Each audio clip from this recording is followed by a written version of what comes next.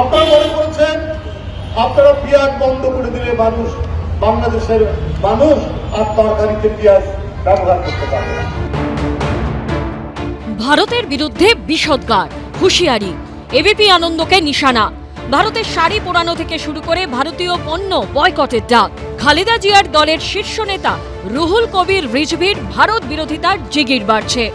যে বাংলাদেশে এখন জিনিসপত্রের দাম অগ্নিমূল্য, সাধারণ নাগরিক নাজেহাল, যে বাংলাদেশ একাধিক গুরুত্বপূর্ণ পণ্যের জন্য ভারতের উপর নির্ভরশীল, সেখানে দাঁড়িয়েই ভারতীয় পণ্য বয়কটের হাস্যকর ডাক দিচ্ছেন বিএনপির প্রবীণ নেতা। আমাদের ব্যবসায়ী, আমাদের যে সমস্ত কাপড়ের দোকান, আমাদের যে সমস্ত পণ্যের দোকান, টুথব্রাশ, সাবান, তারপরে নারিকেল তেল, সরিষার তেল, আমাদের দেশের ব্যবসায়ীরা, আমাদের দেশের বিল মালিকরা যেটা উৎপাদন করে আমরা সেটাই ব্যবহার করি, সেটাই বিক্রি করি। যারা ঘৃণা করে আমাদেরকে, যারা আমাদের দেশের প্রতি আগ্রাসন চালাতে উস্কানি দেয়, তাদের সাথে আমরা কোনো ব্যবসা বাণিজ্য করতে চাই। কিন্তু খালেদা জিয়ার দলের যুগ্ম মহাসচিবের এই দাবি কি আদৌ বাস্তবসম্মত? ভারতীয় পণ্য বয়কট করলে কার ক্ষতি, বাংলাদেশের না ভারতের? ওরা যে বয়কটটা করছে তার মূল তাদের যে চেষ্টা সেটা হচ্ছে যে কি করে হিন্দুদের তাড়ানো যায়, সেটাই হচ্ছে লক্ষ্য।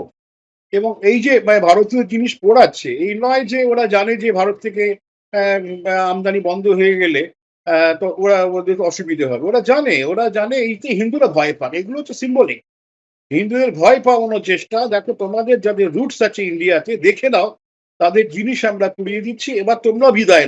দেশটা স্বাধীন হলো ভারতের সাহায্যে, সেটা ওরা বোঝাই যাচ্ছে অকৃতজ্ঞ। বাংলাদেশের পাল্টা শুক্রবার কলকাতায় একাধিক জায়গায় বাংলাদেশি পণ্য বর্জনের ডাক দিল অখিল ভারত হিন্দু মহাসভা। এদিন মানিকতলা চত্বরে বাংলাদেশি কোম্পানির চিপসের প্যাকেট পুড়িয়ে পানীয়র বোতল রাস্তায় ফেলে প্রতিবাদ দেখায় তারা।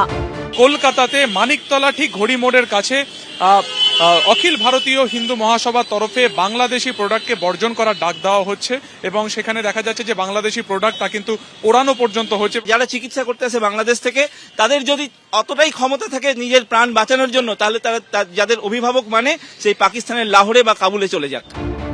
একই ছবি দেখা যায় কলকাতা হাইকোর্ট চত্বরেও।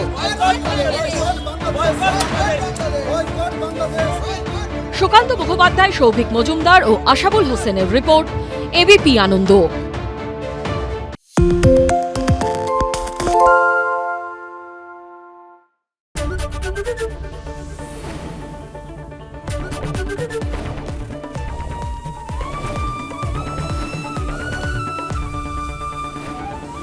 এবিপি আনন্দ, এগিয়ে থাকে, এগিয়ে রাখে।